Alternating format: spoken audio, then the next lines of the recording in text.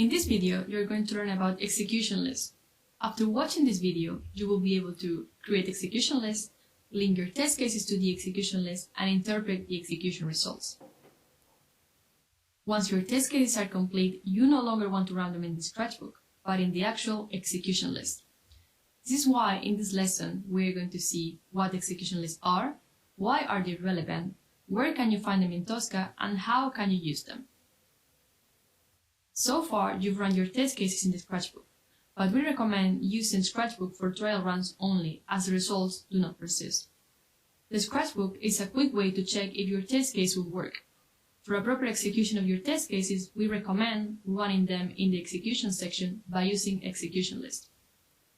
But why is that? Execution lists do the important job of running the test cases and storing the results for the executed test cases. Unlike the scratchbook, the execution lists store all historic results, which can be consulted if necessary.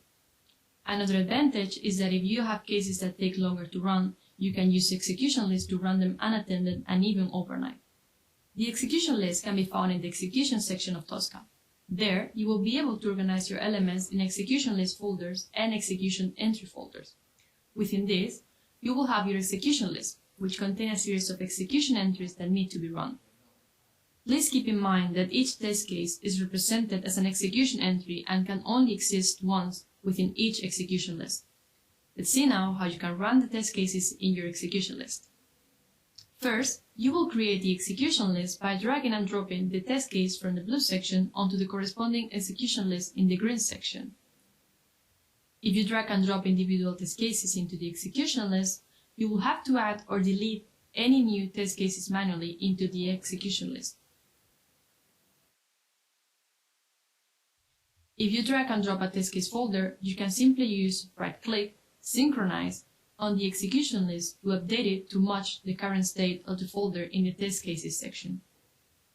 Once they are linked, you can run execution list and let Tosca do its work. To run a test case more than once, you can modify the property repetitions of an execution entry folder or an execution entry itself. There are three options for executing the execution list. First, we have run, which automates the test cases in the execution list. Then we also have run from here, which will start running from the selected execution entry and continues until the end of the execution list. And the last one, which is run as a manual test case, which, as the name says, will only be used for manual tests.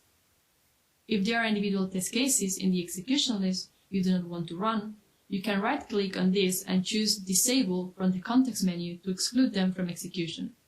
If test configuration parameters are set both on the test cases and the execution list, the TCP set on the execution list will override the one set on the test case.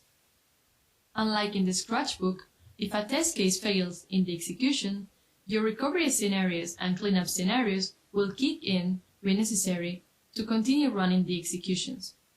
You can learn more about these scenarios in a later lesson. If an execution is rerun, the most recent information will appear. You can expand the execution entry to see all previous runs. When the execution passes, a green box with a green tick will appear. When an execution entry fails, a red box with a white arrow inside will appear. In this view, you can see the duration of executions as well as a summary of the logging info. You can also manually right-click on the execution entry and select Set Result to Pass, Fail, or No Result. And now you are able to create, link, and interpret your execution list and the results. Congratulations, you have almost completed your automated testing journey. Let's take a look at the last section. Give it a try with this exercise.